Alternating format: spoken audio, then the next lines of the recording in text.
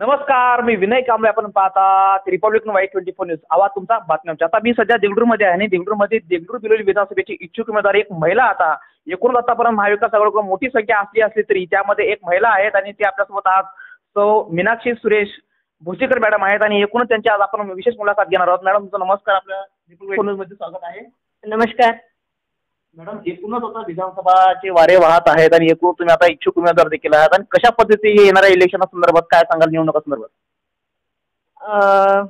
आता म्हणजे 2024ला एक मी महिला उमेदवार म्हणून मी पक्षाकडे मागणी केलेली आहे आणि मला म्हणजे राजकारणाची आवड पण आहे आणि जे समस्या असतील त्या समस्यांवर काम करायला आवडेल.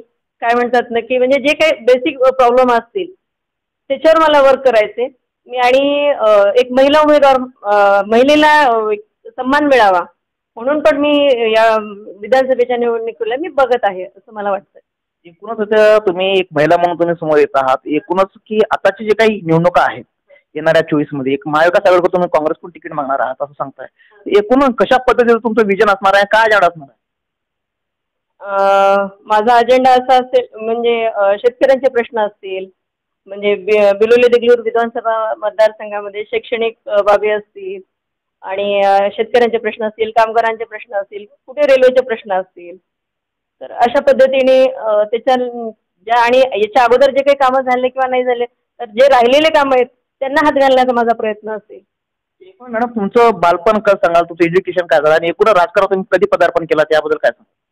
मी राजकारणात तर बरेच दिवसांपासून माझी म्हणजे मी मागणी करते पक्षाकडे. जिल्हा परिषदला जवळपास 2000 पासून माझी मागणी आहे की बाबा जिल्हा परिषदला मला तिकीट मिळायला पाहिजे. काँग्रेस पक्षाकडे सलग 5 वेळेस मी उमेदवारी मागितली पण पक्षाने ती नाकारली, काँग्रेस पक्षाने. तरी चला इट्स ओके, काही विषय नाही. आमचं कार्य तसे सामाजिक कार्य सुरूच आहे. ज्यांना आमच्या पद्धतीने आम्हाला ज्याला जसं मदत करता येते त्यांचं काम करता येतं ते आम्ही आमच्या पद्धतीने तसे करतच आहोत.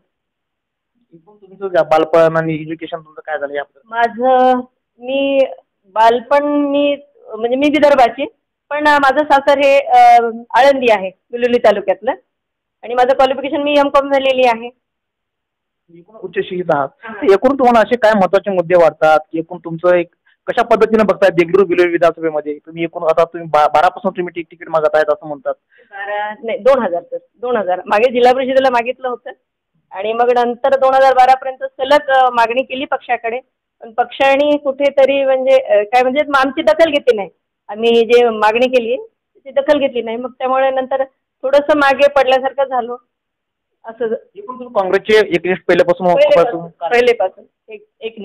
एकनिष्ठ राजकीय तुमचा प्रवास कसा झाला याबद्दल काय? राजकारणाची सुरुवात ऑलरेडी झालेली त्यांचं मी 2000 पासून डिमांड करते म्हणजे राजकारणाची सुरुवात तशी माझी झालेलीच आहे.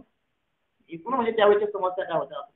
त्यावेळेसच्या समस्या म्हणजे राजकीय दृष्ट्या जरी म्हटलं तर त्यावेळेसही महिलांना संधी नव्हती सर. मी त्यावेळेसही डिमांड करत होते आणि मला असं वाटलं पुरोगामी महाराष्ट्र आहे तर पुरोगामी महाराष्ट्रामध्ये महिलेला संधी मिळेल पण नाही मिळाली. काही विषय नाही, पक्षाचे काही ध्येय धोरण असतील त्यांचे काही जे असतील त्याप्रमाणे नाही मिळालं तिकीट.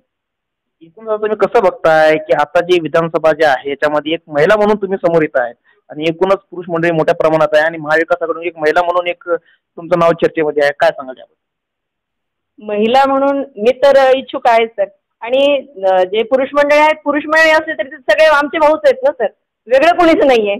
आणि राजकारण म्हणजे काय शेवटी त्यांनी आमचे भाऊ आहेत मी त्यांची बहीण आहे. काम होणं महत्त्वाचं आहे. पुरुष आहे काय किंवा महिला आहे काय हा प्रश्न कोण ठेवून म्हणजे समाजाचे म्हणा किंवा लोकांचे कामं व्हायला पाहिजे या पद्धतीने मी राजकारणाकडे बघते असं मला वाटतं. तुम्ही जसं म्हणताय की महिलांना आता कुठेही कमी नाही त्या ठिकाणी की सगळ्यांनी समान पद्धतीने काम केलं पाहिजे. तर आता तुम्ही एकूणच आता तुमचा परवा आता एकूण दौरे तुमच्या सुरू झालेले आहेत, लोकांचा प्रतिसाद कसा आहे तुम्हाला? सर मी महिला म्हणून ज्यावेळेस आपल्या भागामध्ये फिरायला लागले विधानसभेच्या भेटीगाठीच्या अनुषंगानं तर मला लोकांचा उत्तम प्रतिसाद आहे सर. म्हणजे ज्याही गावामध्ये गेले माझ्या लोकांनी म्हणजे अगदी उत्स्फूर्तपणे स्वागत केलं. मी असं लोकांनाही वाटलं नाही की मी काहीतरी नवीन आहे आणि पहिल्यांदाच असं काहीतरी इंटरॅक्ट होते असं काही कुठे वाटलं नाही मला. खूप उत्तम प्रतिसाद आहे मला लोकांचा. त्यांचे एकूणच अडचणी काय तुम्ही समजून घेताय, त्यांना काय म्हणायचं आहे नेमकं एक महिला म्हणून तुम्हाला कशा पद्धतीनं कसा प्रतिसाद? महिला म्हणून जातात म्हणजे एक तर त्यांना माझ्याबद्दल एक रिस्पेक्ट आहे सर, त्याच्याबद्दल काही दुमतच नाहीये, ते देतच आहे. पण त्यांच्या त्या समस्याही सांगतायत. त्यांच्या काय प्रायमरी म्हणजे कुठे रस्ता नाहीये, कुठे म्हणजे काय म्हणतात ना, ते गुरांसाठी जो दवाखाना असतो त्याची काही सुविधा नाहीये. आणि म्हणजे लेडीज ज्या आहेत त्यांना हॉस्पिटल जे पाहिजे असतं त्या सुविधा नाही आहेत, त्याच्यावर त्यांनी चर्चा करतायत. अशा म्हणजे जे छोट्या छोट्या जे बेसिक आहेत मूलभूत गरजांवर त्यांनी मला त्यांच्या हे करतायत, समस्या सांगत आहेत. आणि मी जर ॲज अन म्हणजे मला जर उद्या विधानसभेची उमेदवारी मिळाली आणि मी जर निवडून आले तर मी 100% ते काम करण्याचे प्रयत्न करेन. एकूण तुमचे वरिष्ठांशी जे काही काँग्रेस कमिटीमधले आहे त्यांच्याशी एकूणच कोणाकोणाची भेटी घेतलात याबद्दल काय? वरिष्ठ जे आहे सर आमच्या पक्षांचे जे आता आमचे आपल्या नांदेड जिल्ह्याचे लोकप्रिय खासदार वसंतरावजी चव्हाण त्यांची पण भेट झाली. त्यानंतर आमचे जिल्हाध्यक्ष नांदेडचे हनुमंत पाटील बेटनोकरकर साहेब त्यांची पण भेट झाली. आणि बाकीचे कमिटीचे आणि काँग्रेस पक्षाचे जे लीडर आहेत, जे मुख्य लीडर आहेत, त्या सगळ्यांशी माझी चांगली चर्चा झाली आणि त्या सगळ्यांचा पण मला उत्तम प्रतिसाद आहे.